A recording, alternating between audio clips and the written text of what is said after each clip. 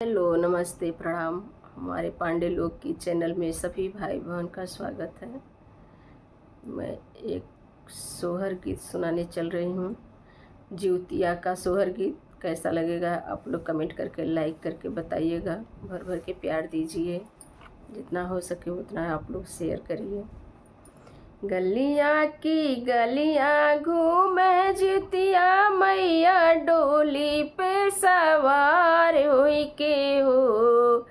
गलिया के गलियां घूमे जितिया मैया डोली पे सवार हुई के हो।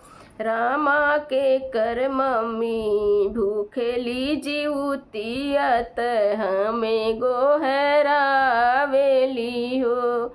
रामा के कर मम्मी भूखेली जिउतियत हमें के पुकारेली हो।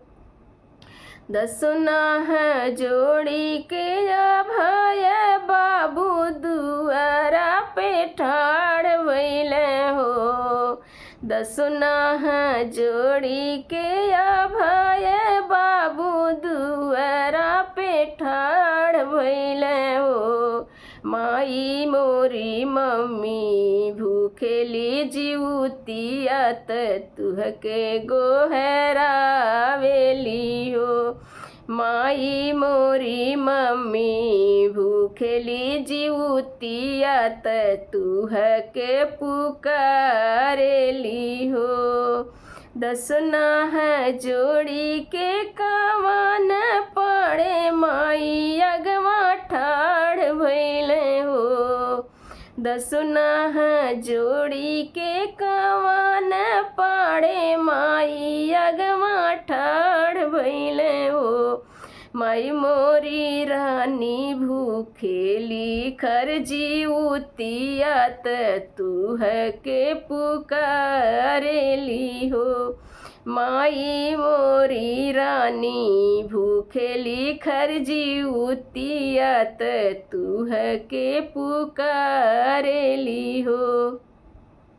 तुही मोरी माई से माई तुही हमारी माई ने हो। तुही मोरी माई से माई तुही मोरी माई ने हो। माई चलहु ना हमारे अंगनवा रानी हमारी आदर करी है तुहर चरण पूजिए हो। माई रानी मोरी तुहर आदर करी है तुहर चरण पूजिए हो। गजमोती चौक पूरवले हुई है फूल छितीरवले हुई है हो। गजमोती चौक पूरवले हुई है फूल छितीरवले हुई है हो। मैया घर घर से सखियाँ बोलवले हुई है तुहके जोहत हुई है हो। मैया घर घर से सखियाँ बोलवले हुई है तुहके जोहत हुई है हो। अंगनाया वेली मोरी माईयत मन हरे साई गईले हो। अंगना में आवे मोरी माईयत मन हरे साई गईले हो। बहिनी बेदिया पे माई जे बैठेली निहुरी पैया लागेली हो।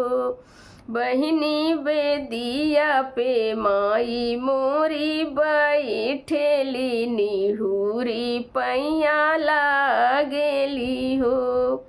माई के चरण पखारेली विधि से पूजा करेली हो।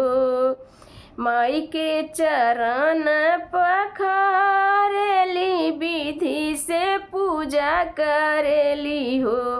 बहिनी देखी के रानी के पूजनिया जितिया माई मगन भैली हो। बहिनी देखी के रानी के पूजनिया जितिया मैया मगन भैली हो। जुग जुग जिए तोरे लालना सिंदूराया मर रहे हो। जुग जुग जिए तोरे लालना त सिंदूराया मर रहे हो। बेटी सदा सुखी रह परिवार वात दीनन बेटी धन बढ़े हो। बेटी सदा सुखी रह तोर परिवार वात दीनन बेटी बर बढ़े हो। गलियां की गलियां घूमे जितिया मैया डोली पे सवार होई के हो। गलियां की गलियां घूमे जितिया मैया डोली पे सवार होई के हो। रामा के कर मम्मी भूखेली जीवतिया त हमें गोहरावेली हो। रामा के कर मम्मी भूखेली जीवतिया त हम के पुकारेली हो।